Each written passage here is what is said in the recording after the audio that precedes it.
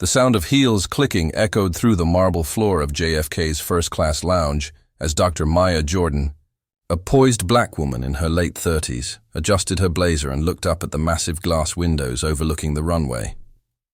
Her connecting flight to London was delayed. Again. She sighed, closed her laptop, and reached for her boarding pass.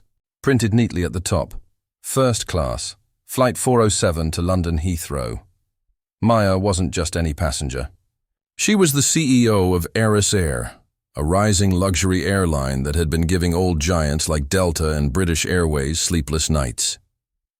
Known for her futuristic thinking and compassionate leadership, Maya had built Air from the ground up. But today she wasn't traveling under her company's name. She was flying incognito, under her initials MJ Jordan, to observe competitors firsthand. As boarding began, she joined the line for first class. That's when it started. A tall, middle-aged white man in a navy suit glanced at her and frowned. "Excuse me," he said curtly. "The business class line is over there." Maya blinked.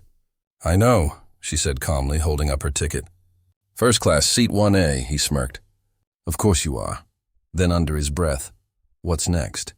Coach passengers sneaking up here?" The gate attendant, overhearing the remark, looked uneasy. She smiled nervously at Maya but said nothing. Maya smiled politely and walked forward.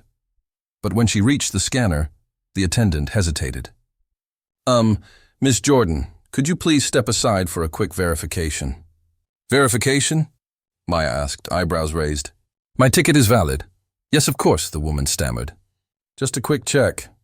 Meanwhile, the same man from before breezed through, winked and muttered, "Some people always need extra checks." Passengers turned their heads. A few whispered.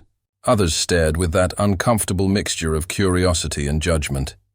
Maya felt the heat rise in her chest but kept her composure. She had faced far worse in her journey to becoming one of the most powerful women in aviation. Still, something about the quiet humiliation stung differently today. Moments later, after confirming everything was fine, she was allowed to board. No apology, just a tight-lipped smile from the attendant. Maya walked to her seat and sat down, eyes fixed on the cabin window. 10 minutes later, the same man, his name she'd later learn was Richard Hall, CFO of a rival airline, plopped into seat 1B beside her. He gave a condescending smile. "Didn't mean to cause trouble back there," he said. "Just thought you looked a bit lost." Maya glanced at him. "I build airlines," she said evenly. "I don't get lost," he chuckled. "You build airlines? That's a good one. You in PR or marketing?" Maya said nothing.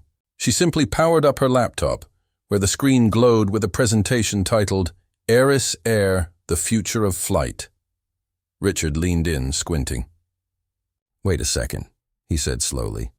Air? That upstart company trying to go carbon neutral by 2030? That's you?"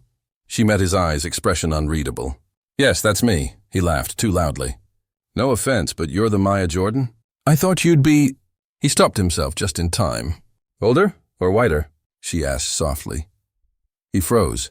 The flight attendant approached with champagne. "Miss Jordan, welcome aboard," she said, suddenly recognizing the name on the manifest. Her tone changed completely. "We're honored to have you with us. Can I offer you our vintage 2008 Brute?" Richard's smirk faded. "Sparkling water is fine," Maya said without breaking eye contact. Midway across the Atlantic, turbulence hit. The cabin jolted and passengers clutched their armrests. A flight attendant stumbled, nearly spilling hot coffee over an elderly man in 2A. Maya reached out instantly, steadying the tray and helping her regain balance. "You okay?" she asked. "Yes, thank you," the attendant said, flustered. Richard, still pale from the turbulence, muttered, "She's a doctor, right? Maybe she can fix the plane next." Maya ignored him and leaned toward the frightened passenger behind them. "Deep breaths," she said gently. "We'll be fine." The man nodded, calming down. Minutes later, the turbulence eased. The captain's voice crackled through the intercom, thanking everyone for their patience. The cabin settled, but the mood had shifted. A few passengers who had earlier given Maya suspicious glances now looked at her differently, respectfully, even gratefully. When they landed in London, Richard tried small talk again. You really are the CEO, huh? Didn't mean to, misjudge you. Maya stood, collected her bag, and replied calmly. That's the thing about judgment. Mr. Hall, it doesn't wait for facts. He fell silent. At customs, Maya's phone buzzed. Her assistant's message popped up. Urgent. Someone leaked footage from your flight. It's going viral. First-class racism trending worldwide. Maya frowned. She opened Twitter. There it was. Someone had recorded the entire incident at boarding. The video showed the gate agent's hesitation, Richard's remarks, and Maya's calm dignity. Millions of views already. Thousands of comments poured in. This is why representation matters. She handled that with more class than the whole airline combined. Unbelievable. They treated a CEO like a suspect. By the time she reached her hotel, news outlets were calling. CNN, BBC, Reuters. Everyone wanted her statement. But Maya didn't react publicly. Not yet. Instead, she called a meeting with her PR team. Let the noise build, she said. Then we respond, not with outrage, with action. 2 weeks later, the world watched as Air announced a new global policy called Equal Skies. Every passenger, regardless of appearance, accent, or attire, would be treated with identical dignity, from first class to economy.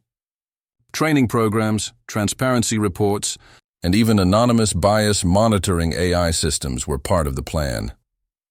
The campaign slogan was simple: Respect takes flight. It went viral overnight. Other airlines scrambled to follow suit, releasing statements of their own, but it was too late for one of them. Global Air, Richard's company. The same airline from that infamous flight. When it came out that they had a history of similar complaints, investors panicked, stock prices plummeted. Partnerships dissolved. In less than 6 months, Global Air lost over $1.4 billion in market value. Meanwhile, Air tripled in worth. Months later, at an international aviation conference in Dubai, Maya took the stage to deliver a keynote speech. The hall was packed, executives, journalists, and policymakers from across the world. As she began, she spotted Richard Hall seated in the front row.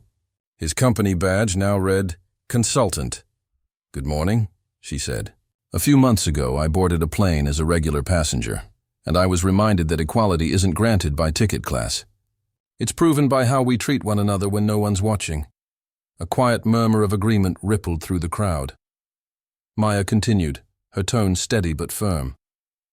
We live in a time when technology can measure everything: fuel, distance, even turbulence. But the hardest thing to measure is human decency. And yet that's what defines the future of aviation. She paused. At Air, we don't just build planes.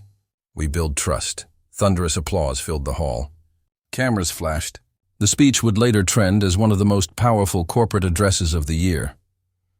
As the event ended, Richard approached her quietly.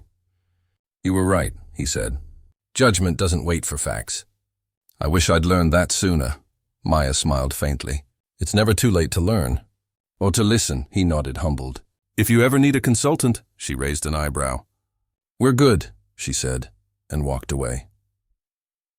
Later that evening, in her hotel suite overlooking the glowing city, Maya sat by the window with her laptop. Emails flooded in. Thank you notes from passengers, letters from employees, even messages from schoolgirls who said her story inspired them. One caught her eye. It was from the same flight attendant who had hesitated to verify her ticket. Dear Ms. Jordan, I want to apologize. I should have spoken up that day, but I was scared of losing my job. Your grace that morning changed the way I see my uniform. I promise, I'll never stay silent again. Maya smiled, her reflection shimmering faintly against the city lights. Outside, a plane soared silently across the Dubai night sky, its trail glowing white against the dark horizon.